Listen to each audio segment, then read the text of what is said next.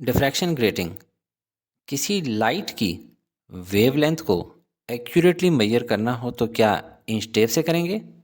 नहीं, बल्कि किसी ऑप्टिकल इंस्ट्रूमेंट का यूज़ करेंगे। किस इंस्ट्रूमेंट का? डिफ्रैक्शन ग्रेटिंग का। Diffraction grating basically Young's double slit की एडवांस फॉर्म है। डबल स्लिट में 2 स्लिट्स थी, जबकि डिफ्रैक्शन ग्रेटिंग में बहुत सारी स्लिट्स हैं। ग्रेटिंग बेसिकली ग्लास या प्लास्टिक की प्लेट होती है जो 2 से 3 सेंटीमीटर इन लेंथ होती है और 2 to 3 मिलीमीटर की थिकनेस होती है, जिस पे बहुत सारी पैरेलल इक्वल विड्थ की स्लिट्स बनाई जाती हैं विद इक्वल गैप्स। पूरी ज़िंदगी ये ना भूलें कि ग्रेटिंग किस चीज़ का नाम है, इसलिए मैंने इसको घर के गेट से याद किया हुआ है। ऐसा गेट जिसमें बहुत सी पैरेलल लाइंस हों, पैरेलल स्लिट्स हों। अब माइक्रोस्कोपिक व्यू ग्रेटिंग का देखते हैं। इक्वली स्पेस्ड पैरेलल स्लिट्स हैं। डिफ्रैक्शन ग्रेटिंग का वर्किंग प्रिंसिपल बेस करता है डिफ्रैक्शन और interference of lines light waves पे, और इसी डिफ्रैक्शन और इंटरफेरेंस की वजह से वेवलेंथ ऑफ लाइट को मेजर किया जाता है। लाइट वेव्स ग्रेटिंग से टकराने के बाद पहले डिफ्रैक्ट होती हैं और फिर आपस में इंटरफेयर करती हैं। ये एक ग्रेटिंग है। मोनोक्रोमेटिक लाइट से निकलने वाली पैरेलल बीम्स ग्रेटिंग पे पड़ती हैं और उसकी हर स्लिट में से आगे निकल जाती हैं। इनमें कुछ साथ साथ वाली स्लिट से निकलने वाली वेव्स इन फेज होती हैं और एक दूसरे को रीइंफोर्स करती हैं। पैरेलल रेज डिफ्रैक्ट होने के बाद एंगल थीटा बनाती हैं विद नॉर्मल। इन रेज को एक एक्रोमेटिक लेंस की मदद से स्क्रीन पे फोकस किया जाता है एट पॉइंट पी। अगर रे नंबर 1 और 2 के बीच में पाथ डिफरेंस 1 वेवलेंथ हो तो वो पॉइंट पी पे एक दूसरे को रीइंफोर्स करेंगी। इसी तरह कोई भी 2 रेज जो कि 2 कंसेक्टिव स्लिट्स में से आ रही हों विद पाथ डिफरेंस लेमडा, तो वो पॉइंट पी पे कंस्ट्रक्टिवली इंटरफियर करेंगी और ब्राइट फ्रिंज नज़र आएगी।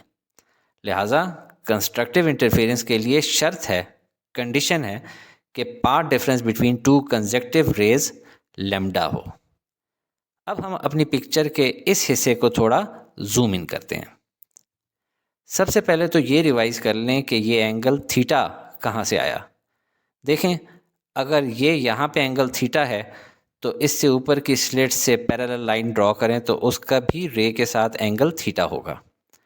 अब ये वाला एंगल उसी तरह थीटा निकल आएगा जिस तरह डबल स्लिट एक्सपेरिमेंट में प्रूव किया था। अब डिराइव करते हैं इसका formula. A R is equal to lambda है, आपको तस्वीर में भी नज़र आ रहा है, जबकि साइन थीटा का फॉर्मूला यूज़ करें सम पीपल हैव, यानी sine theta is equal to perpendicular over hypotenuse, जो कि यहाँ पे क्या है, परपेंडिकुलर है लेमडा, हाइपोटेन्यूज यहाँ पे है ओवर डी। रीअरेंज करें तो बन जाता है D sine theta is equal to lambda. अब यहाँ फोकस करें, एडजेसेंट स्लिट्स डिफर करेंगे इन पाथ बाय 2 लेमडा और मज़ीद by 3 lambda and so on, जिनकी वजह से मज़ीद ब्राइट फ्रिंजेस देखने को मिलेंगी, जिनको सेकंड और थर्ड ऑर्डर इमेजेस कहा जाता है। और इस तरह हमारा फॉर्मूला बन जाएगा D sine theta is equal to M lambda. ये वही फार्मूला है जो यंग्स डबल स्लिट एक्सपेरिमेंट में ब्राइट फ्रिंजेस के लिए बनाया था और सिंगल स्लिट एक्सपेरिमेंट में भी था, और अब यहाँ बहुत सारी फ्रिंजेस के लिए फ्रिंज ग्रेटिंग में भी यही फार्मूला डिराइव हुआ है। लेकिन यहाँ पे डी तो सिर्फ 2 स्लिट्स के दरमियान वाले डिस्टेंस को कहते हैं, जबकि ग्रेटिंग के क्वेश्चन में तो डी गिवन ही नहीं होता, बल्कि डिफ्रैक्शन ग्रेटिंग की वैल्यू गिवन होती है जिसको एन कहते हैं। इससे डी निकालना हो तो क्या करेंगे? चलें इस पिक्चर को ज़रा जूम इन करके समझाता हूँ। जूम करके भी मैं 500 बाई 5000 लाइंस तो 1 सेंटीमीटर में नहीं बना सकता, मगर आपको समझा दूंगा ताकि आपको याद रहे।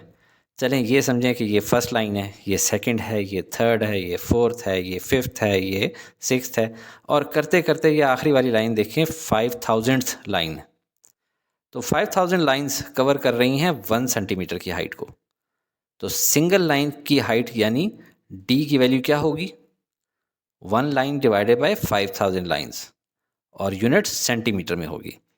यानी जनरल फॉर्मूला बन जाएगा D is equal to 1/n। तो डिफ्रैक्शन ग्रेटिंग वाले क्वेश्चंस में एक फार्मूला तो ये यूज़ होगा d sin theta is equal to m lambda, और दूसरा यूज़ होगा d is equal to 1/n। उम्मीद है आपको समझ आ गई होगी।